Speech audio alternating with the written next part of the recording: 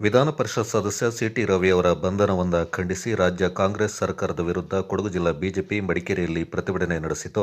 ಜಿಲ್ಲಾ ಬಿಜೆಪಿ ಅಧ್ಯಕ್ಷ ನಾಪಂಡ ರವಿ ಕಾಳಪ್ಪ ಅವರ ನೇತೃತ್ವದಲ್ಲಿ ನಗರದ ಜಿಲ್ಲಾಧಿಕಾರಿಗಳ ಕಚೇರಿ ಎದುರು ಪ್ರತಿಭಟನೆ ನಡೆಸಿದ ಮಾಜಿ ಶಾಸಕರಾದ ಕೆಜಿ ಬೋಪಯ್ಯ, ಅಪ್ಪಚ್ಚು ರಂಜನ್, ವಿಧಾನ ಪರಿಷತ್ನ ಮಾಜಿ ಸದಸ್ಯ ಸುನಿಲ್ ಸುಬ್ರಹ್ಮಣಿ ಸೇರಿದಂತೆ ಪಕ್ಷದ ಪ್ರಮುಖರು ಹಾಗೂ ಕಾರ್ಯಕರ್ತರು ಸರ್ಕಾರದ ವಿರುದ್ಧ ತೀವ್ರ ಅಸಮಾಧಾನ ವ್ಯಕ್ತಪಡಿಸಿದರು.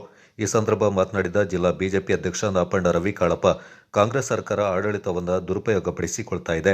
ಸಂವಿಧಾನದ ದೇಗುಲ ವಿಧಾನಸೌಧದಲ್ಲಿ ಅಧಿವೇಶನ ನಡೆಯುವ ಸಂದರ್ಭ ಆಡಳಿತ ಪಕ್ಷ ಹಾಗೂ ವಿರೋಧ ಪಕ್ಷದ ನಡುವೆ ಮಾತಿನ ಚಕಮಕಿ ನಡೆದಿದೆ.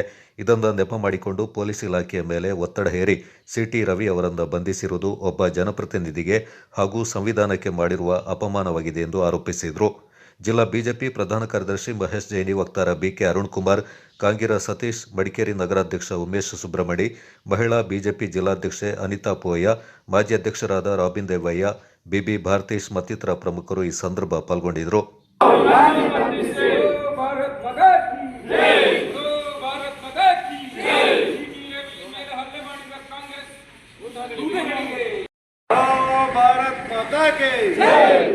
ರಾಜ್ಯ ಕಾಂಗ್ರೆಸ್ ರೈತ ವಿರೋಧಿ ಕಾಂಗ್ರೆಸ್ ಸರ್ಕಾರಕ್ಕೆ,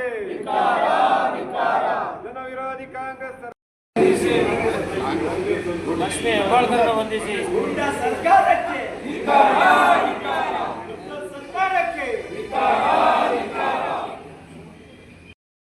ಸಿಟಿ ರವಿಯನ್ನು ವಂದಿಸಿದ ರಾಜ್ಯ ಸರ್ಕಾರಕ್ಕೆ, ಭ್ರಷ್ಟ ಮುಖ್ಯಮಂತ್ರಿಗಳಿಗೆ,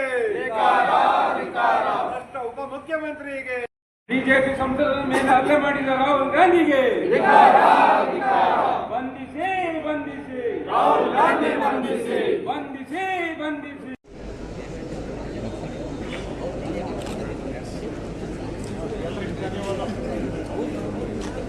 ನಿನ್ನೆ ದಿವಸ ಏನು ಬೆಳಗಾವಿಯ ಸುವರ್ಣಸೌಧದಲ್ಲಿ ಡಾಕ್ಟರ್ ಅಂಬೇಡ್ಕರ್ ಅವರ ವಿಚಾರವನ್ನು ಯಾವುದೇ ವಿಚಾರ ಇಲ್ಲದ್ರೆ ಎತ್ಕೊಂಡು ಕಾಂಗ್ರೆಸ್ನವರು ಪ್ರತಿಭಟನೆ ಮಾಡಿದಾಗ ಕೌಂಟರ್ ಪ್ರತಿಭಟನೆ ಎಲ್ಲವೂ ನಡೆದಿದೆ. ಮಾತಿಗೆ ಮಾತು ಬೆಳೆದಿದೆ. ಎಲ್ಲ ಘಟನೆಗಳು ನಡೆದಿದ್ದು ಆ ಸುವರ್ಣಸೌಧದ ಒಳಗೆ. ಆ ಒಂದು ಘಟನೆಯ ಹಿನ್ನೆಲೆಯಲ್ಲಿ ಕೆಲವರು ವೈಯಕ್ತಿಕವಾಗಿ ಹೇಳಿದ್ದಾರೆ.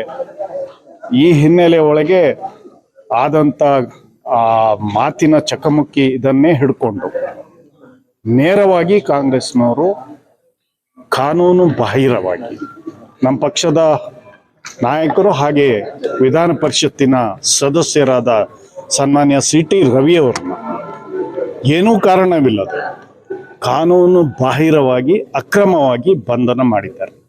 ಕಾನೂನಂತೂ ಭಾಳ ಸ್ಪಷ್ಟತೆ ಇದೆ.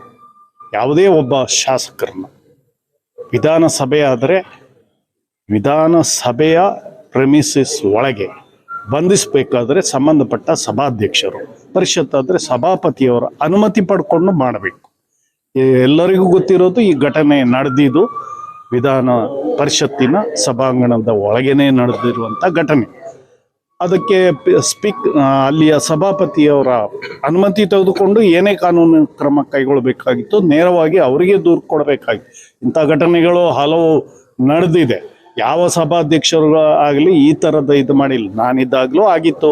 ಸ್ವತಃ ಈಗಿನ ಮುಖ್ಯಮಂತ್ರಿ ಬಾಗಿಲಿಗೆ ಓದಿದ್ದಾರೆ, ಮೇಜು ಹತ್ತಿ ಟೇಬಲ್ ಮೇಲೆ ಕುಣಿದಿದ್ದಾರೆ, ನನಗೆ ನೇರವಾಗಿ ಆ ವೇಟ್ ಬಾಕ್ಸ್ ಇದನ್ನು ಹೊಡೆದಿದ್ದಾರೆ. ಯಾರು ಏನೂ ಮಾಡಲಿಲ್ಲ. ಒಬ್ಬ ಮಾರ್ಷಲ್ದು 2-3 ಬೆರಳು ಫ್ರ್ಯಾಕ್ಚರ್ ಆಗಿದೆ. ಪೊಲೀಸ್ ಹತ್ರ ಹೋಗಿಲ್ಲ, ಅಲ್ಲಿಗೆ ಅದನ್ನು ಮಾಡಿದೆ. ಇದನ್ನು ನೇರವಾಗಿ ಸಭಾಪತಿಗಳಾದ ಹೊರಾಟಿಯವರು ಇವತ್ತೇನು ಅವರು ಆಪಾದನೆ ಮಾಡ್ತಾ ಇದ್ದಾರೆ, ಹೆಣ್ಮಕ್ಕಳ ಬಗ್ಗೆ ಉಪಯೋಗಿಸಬಾರದ ಶಬ್ದವನ್ನು 10 ಬಾರಿ ಉಪಯೋಗಿಸಿದ್ದಾರೆ. ಆದರೆ ನೇರವಾಗಿ ರೂಲಿಂಗ್ ಕೊಟ್ಟಿದ್ದಾರೆ. ಅಂಥ ಘಟನೆ ನಾನು ಕೇಳಲಿಲ್ಲ, ಅಂಥ ಘಟನೆ ನಡೆದಿಲ್ಲ ಅಂತ ಹೇಳುವಂಥದ್ದು. ಹಾಗೆ ಅವರು ಕೊಲೆಗಡುಕು ಅಂತ ಹೇಳಿದ್ದಾರೆ. ಅದನ್ನು ಆ ಘಟನೆಯನ್ನು ಸ್ಪೀಕರ್ ಅವರು ಏನು ಇದು ಮಾಡಿಲ್ಲ, ಅವರು ರೂಲಿಂಗ್ ಕೊಟ್ಟಿದ್ದಾರೆ. ಇದು ಘಟನೆ ನಡೆದಿಲ್ಲ. ರೂಲಿಂಗ್ ಕೊಟ್ಟ ಮೇಲೆ ಸ್ಪೀಕರ್ ರೂಲಿಂಗ್ ಎಲ್ರಿಗೂ ಬೈಂಡಿಂಗ್ ತಾನೆ, ಮತ್ತು ಹೆಂಗೆ ಬಂಧನ ಮಾಡಿದ್ರಿ? ಮತ್ತು ಕಾನೂನಂತೂ ಭಾಳ ಸ್ಪಷ್ಟ. ಪತ್ರಿಕೆಯಲ್ಲಿ ಇದ್ದಂಥ ಸೆಕ್ಷನ್ನ ನೋಡಿ ನಾನು ಹೇಳ್ತಾ ಇದ್ದೀನಿ. ಹೊಸ ಕಾಯ್ದೆ BNS ಇದರ ಪ್ರಕಾರ 75, 79 ಒಂದುದರಲ್ಲಿ ಅವ್ಯಾಚ ಶಬ್ದಗಳು ಉಪಯೋಗಿಸಿ ಅವರಿಗೆ ಔಟ್ರೇಜಿಂಗ್ ದಿ ಮಾಡೆಸ್ಟಿ ಅಂದರೆ ಮಾನ ಹಾನಿ ಮಾಡುವಂಥದ್ದು, ಇನ್ನೊಂದು ಮಾನಸಿಕ ಹಿಂಸೆ. ಎರಡಕ್ಕೂ ಶಿಕ್ಷೆ ಇರೋದು 3 ವರ್ಷ. ಒಂದು ಬೇಲೆಬಲ್ ಇದೆ, ಇನ್ನೊಂದು ನಾನ್ ಬೇಲೆಬಲ್ ಇದೆ. ಆದರೆ ಇದು ಯಾವುದೇ ಸುಪ್ರೀಂ ಕೋರ್ಟಿನ ಜಡ್ಜ್ಮೆಂಟ್ ಇದೆ. ಹೊಸ ಕಾಯ್ದೆ ಇವತ್ತೇನು BNSS ಬಂದಿದೆ, ಭಾರತೀಯ ನೀತಿ ಸಂಹಿತೆ.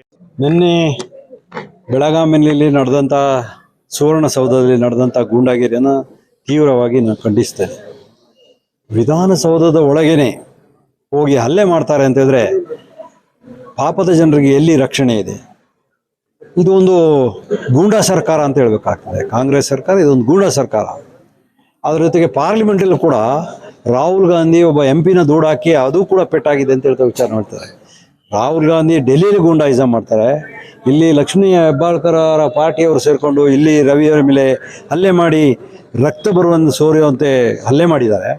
ಇದನ್ನು ತೀವ್ರವಾಗಿ ಖಂಡಿಸ್ತೇನೆ. ಯಾರು ಹಲ್ಲೆ ಮಾಡಿದರೆ ಅವರನ್ನ ಈ ಕೂಡಲೇ ಬಂಧನ ಮಾಡಬೇಕು ಅಂತ ಕೂಡ ಒತ್ತಾಯವನ್ನು ಹಾಕಿಸ್ತೇನೆ. ಅದರ ಜೊತೆಗೆ ಲಕ್ಷ್ಮೀ ಹೆಬ್ಬಾಳ್ಕರ್ ಮೇಲೂ ಕೂಡ ಕೇಸ್ ದಾಖಲೆ ಮಾಡಬೇಕು ಅಂತ ಹೇಳೋದು ವಿನಂತಿಯನ್ನು ಮಾಡ್ತೇನೆ. ಧನ್ಯವಾದ.